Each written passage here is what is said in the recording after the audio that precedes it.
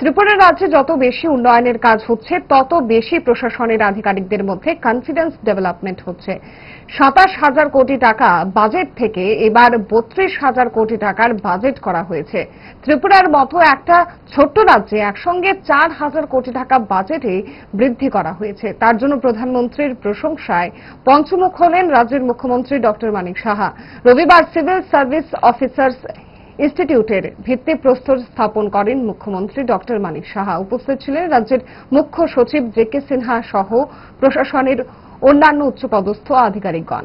এই ইনস্টিটিউটে বিনোদনের এবং রিসার্চ করার ব্যবস্থা থাকবে।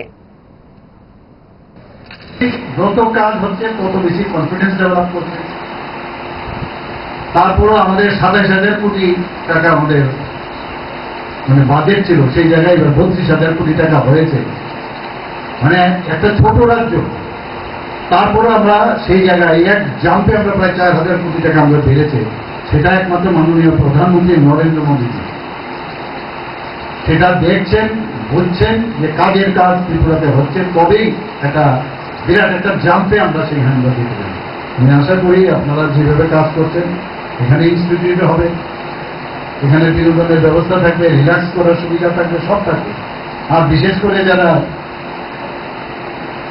লেডিজরা আছেন তাদের পক্ষেও এখানে সামাজিক কাজের সাথে সাথে এখানে তাদেরও একটা মানসিক যে একটা বিষয় আছে সেটাও কিন্তু আপনারা, এবং এই যে বাইরে যাওয়ার জন্য বারবার মুখ্যমন্ত্রীকে অনুরোধ করা, সেটাও মনে হয় অনেকটা কমে যাবে এবং সেটা আমার জন্য অন্তরূপে সুখকর বিষয় হবে।